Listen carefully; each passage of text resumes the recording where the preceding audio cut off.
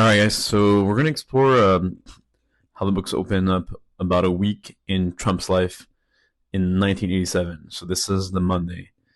First call is with the CEO of Bear Stearns, then a very large Wall Street investment bank that has since been acquired by J.P. Morgan. We see here that Trump was already respected by top Wall Street CEOs. And here he was essentially weighing his option to take control of the Holiday Inn hotel group. He was already a very big presence in the business world then. He then gets a call from someone who, a developer in real estate who wants to get into politics. And Trump, showing he's a good judge of character and potential, telling him that he's not quite cut out for politics, despite being a great developer. And this is what he recommends. He tells him to bet on winners and good people. And given that he was friendly with the governor of New York at the time, he suggested introducing him to the governor. And essentially, if you can't beat them, join them. And that's what he recommended to his friend. Then he takes a call with a radio host where he's sensitive to a woman who's in financial difficulties, and we learn from here that he's generous with his gifts, whether it's skill set, network, and then properties. Basically, he uses influence over a radio network and with the other radio hosts to raise funds for that woman and help her through her financial ordeal. He also takes another call with lawyers for different projects, and he recommends to be tough when necessary. He says, the fact is that if you're right, you've got to take a stand, or people will walk all over you.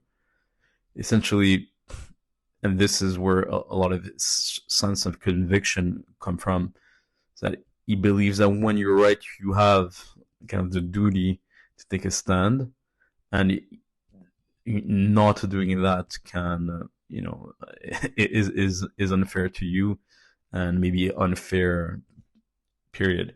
So he encourages us, himself, and everyone to be tough when necessary, especially when you have, let's say, the fact on your side, and that you have reasons to believe you're correct.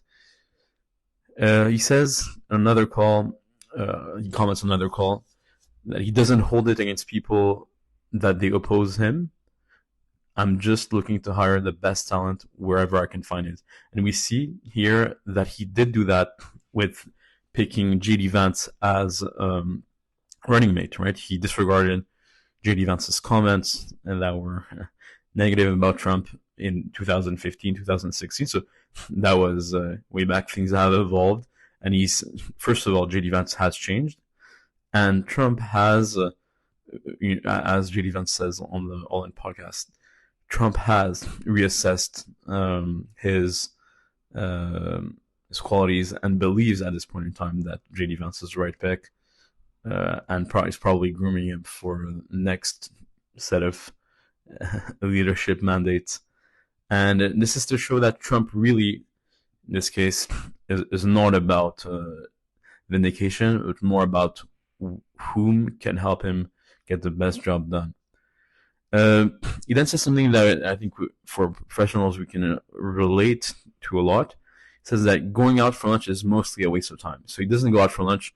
If we look at his schedule for that day, basically he's out only from, no, he's not out. He's at his desk, but eating lunch from 3 p.m. to 3:15. So a quick 15-minute lunch. And then goes on to take other calls. For example, he takes a call with his sister, and here we see that he was already he knew the justice system well. His sister being a federal court judge in New Jersey, the late Maryanne Trump Barry, and then he takes a call with another of his business partner, who was going to meet the Australian government to develop casinos or other real estate ventures there. And we see that Trump was already exposed to high stakes interactions with foreign governments and getting things done internationally.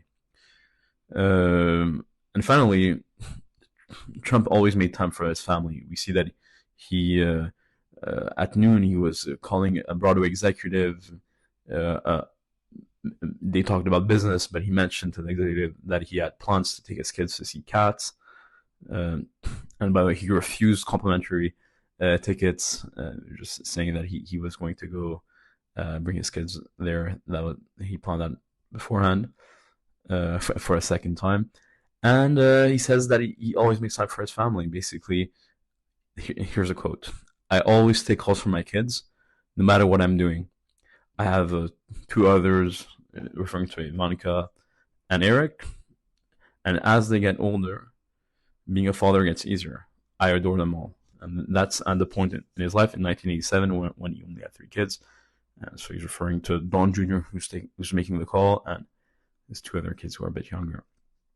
And yeah, so here, to summarize, Trump was well known to Wall Street. He knew how to get stuff done with foreign governments and knew how the justice system worked.